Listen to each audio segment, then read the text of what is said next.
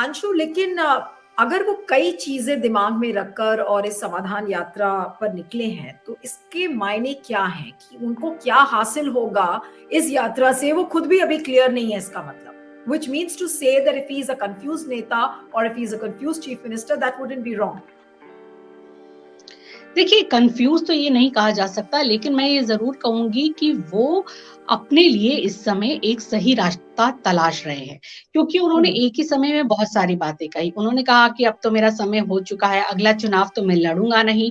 जो भावी मुख्यमंत्री या जो भी भावी नेतृत्व है, वो जो तेजस्वी यादव हैं, उनकी पार्टी में भी तरह-तरह के स्वर उठते रहते हैं, कोई उत्तराधिकारी नहीं है। तो ये जो सारी चीज़ें हैं, अब उन्होंने सोचा था कि शायद उनको मौका मिलेगा, जिस तरह से लालू प्रसाद यादव ने भी उनको कहा था और जो प्रोजेक्ट किया जा रहा था कि वो विपक्ष की एक गोलबंदी करेंगे और विपक्ष का एक चेहरा बनेंगे और पूरे देश भर में विपक्षी नेताओं को सक्रिय करेंगे और उनकी अगुवाई में ये पूरा विपक्ष जो है वो आगे चलेगा। पर उन्होंने देखा कि भारत जोड़ो यात्रा के संदर्भ में और बाकी जिस तरह से पार्टियां अलग-अलग दिशाओं में काम कर रही हैं, चाहे वो चंद्रशेखर हो साउथ में या फिर आप पार्टी हो, उनको लगा कि अभी ये जोड़ना मेरे लिए शायद इतना आसान नहीं है, क्योंकि यूपी में जिस तरह से छत्रप है, जिस तरह से अखिलेश यादव है, तो उनको लगा कि शायद वो मैं अभी कर नहीं पा रहा हूँ या उसके लिए वो जमीन बनी नहीं है। तो मुझे ये लगता है कि वो बिहार में ये जमीन तैयार करने की कोशिश कर रहे हैं, ये एक्सपेरिमेंट।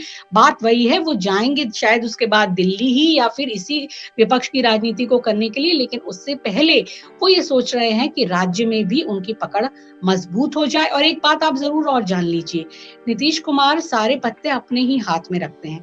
कोई बड़ी बात नहीं कि वो ये भी सोचें कि अगर वो सेंटर की पॉलिटिक्स में उनको वो स्थान, वो जगह अगर नहीं मिल पाती है, तो वो राज्य में जो उनके पास है, वो उस पर अपनी पकड़ बिल्कुल ढीली नहीं करना चाहेंगे। तो वो तब तक चाहेंगे ब्यूरोक्रेसी की पकड़, पूरी जो उनकी पार्टी की पकड़ है, जो बाकी नेताओं की पकड़ है, वो उन्हीं के हाथ में रहे। तो मुझे लगता है वो अपनी पकड़ मजबूत करने गए हैं। उसमें कई ग्राउंड्स हैं, जिसमें वो खुद अपना राजनीतिक भविष्य भी देख रहे हैं, पार्टी पे अपनी पकड़ देख रहे हैं, ब्यूरोक्रेसी पे, और साथ ही साथ वो शायद आरजेडी को भी एक संदेश देना चाहते हैं कि अभी मैं मुख्यमंत्री हूँ, सारी चीजें मैं ही कमांड कर रहा हूँ और मैं जो काम कर रहा हूँ जनता भी उसे सपोर्ट करती है, वो ये भी दिखाने की कोशिश करेंगे। क्या ये समाधान यात्रा का जो लिंक है या कनेक्ट है वो 2024 से भी आप कुछ ना कुछ देखती हैं? वो क्या करेंगे, किस रोल में आएंगे नजर, किस फ्रंट को वो बनाएंगे, ये तो अभी कहना मुश्किल है। क्या इस यात्रा को 2024 से हम जोड़ सकते हैं? एक कोई नए लेवल की जो एक नेशनल पॉलिटिक्स इवॉल्व होगी, क्या उसमें नीतीश कुमार क्या एक प्रोमिनेंट रोल में आपको दिखते हैं थ्रू दिस समाधान यात्रा? ये समाधान यात्रा हमें ये जानना पड़ेगा, अभी ये केवल एक क्षेत्रीय यात्रा है, ये सिर्फ बिहार की यात्रा है। अभी इसको हम राष्ट्रीय स्तर पर नहीं देख सकते हैं, लेकिन इस समाधान यात्रा से वो अपने लिए क्लूज निकालेंगे जिससे वो राष्ट्रीय स्तर पे जा पाए।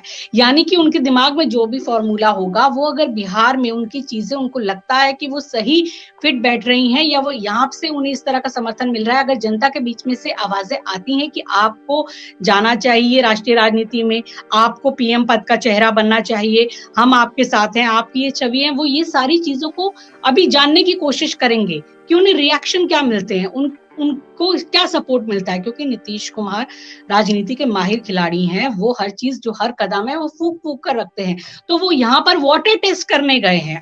मैं यही कहना चाहूंगी, वो वाटर टेस्ट करने गए हैं और इस यात्रा के बाद ही वो कोई घोषणा करेंगे या अपना अगले आने वाला कदम वो बताएंगे कि इसके बाद वो क्या करना चाहते हैं। हालांकि उन्होंने आज कह ही दिया कि इस यात्रा के बाद वो बजट सत्र के बाद वो देश में भी आगे जगह जगह जाएंगे और लोगों से मिलेंगे, ये बात उन्होंने कही है, लेकिन फिलहाल वो बिहार में केंद्रित है। लेकिन इस यात्रा में तेजस्वी नजर नहीं आ रहे हैं, और अगर वो समाधान यात्रा में निकले हैं तो हो सकता है कि तेजस्वी भी होते तो ज्यादा अच्छा रहता। तो क्या कहेंगे इस पर? देखिए, वही बात जो मैं नीलू जी आपको बताना चाहती हूँ, वो फोकस अपने ऊपर चाहते हैं, यहाँ पर अगर तेजस्वी यादव भी उनके साथ जाते हैं तो वो मुख्यमंत्री वाला फोकस जो है वो दोनों जगह बढ़ जाएगा। कई बार ऐसे पिछले हमने खबरों में देखा था कि जब दोनों लोग उद्घाटन करने जाते थे तो 2 रिबन लगाए जाते थे और दोनों अलग-अलग कैंची से वो रिबन्स काटते थे, तो बड़ा एक मखौल सा मजाक भी उड़ा था उन सारी चीजों का। वो जानते हैं कि एक कंपैरिजन होता है हर जगह, एक बातें आती हैं और उन्होंने खुद प्रोजेक्ट किया है, तो यही चीज तो है कि वो उनको अपने साथ नहीं ले जाएंगे, क्योंकि उन्हें खुद ही बताना है कि मैं ही चीफ मिनिस्टर हूँ। आप समझ रही होंगी मैं क्या कहना चाहती हूँ। अभी एक अगला प्रोग्राम भी है, तो एक आखिरी सवाल बस आपसे पूछूंगी, बहुत संक्षेप में इसका आंसर दीजिएगा कि आज प्रशांत किशोर ने कहा कि 3 से 4 घंटे में वो 40 से 50 लाख लोगों को मिलेंगे, तो उसके क्या मायने हैं? वो समय समय पर निशाने पर लेते रहते हैं नीतीश कुमार को, और आज ही ये बात सामने आई है। सो बहुत संक्षेप में इसका जवाब, बहुत संक्षेप। देखिए, ये तो कोई भी जान सकता है कि इतने कम समय में इतने लोगों से मिलना मुमकिन नहीं हो सकता है, और शायद वो ऐसा कोई क्लेम नहीं कर रहे होंगे कि वो 40-50 लोगों से मिलेंगे, लेकिन ये कह रहे होंगे कि 40-50 की जो आबादी है 40-50 लाख की, वो उसकी समस्याओं को एड्रेस करेंगे। ये जरूर हो सकती है, जिसमें वो उनके प्रतिनिधियों से मिलेंगे। तो 40-50 लाख लोगों से तो एक दिन की कुछ घंटों की यात्रा में तो मिल पाना संभव है ही नहीं। और प्रशांत किशोर को ये पता है कि उनकी जो भी कोई राजनीति है वो नीतीश कुमार पर हमला करके ही वो आगे यहाँ पर बढ़ सकते हैं। वो इसको अच्छी तरह से जानते हैं, तो ये हमला वो करते आए और हमेशा वो करते रहेंगे, क्योंकि जो उनकी राजनीति का बेस है वो नीतीश कुमार पर हमला करके ही बन रहा है, और वो ही उनकी राजनीति है, तो वो ये उनको करना ही है, ये उनका रूटीन जॉब है। चलिए, अब देखना होगा कि नीतीश कुमार अपनी दिशा तलाश पाते हैं नहीं और इस समाधान यात्रा में, लेकिन फिलहाल एक बहुत ही कंफ्यूज्ड, बहुत ही एक लाचार नेता के रूप में वो दिख तो रहे हैं, लेकिन क्या पता अगर वो एक अनएक्सपेक्टेड रोल में नजर आ जाए राष्ट्रीय स्तर पर, तो कुछ कहा नहीं जा सकता। Thank you so much Anshu Nathani for joining, और इस वीडियो को ज्यादा से ज्यादा शेयर करिए, फीडबैक भी दीजिएगा। Stay tuned to Q5 network. Thank you.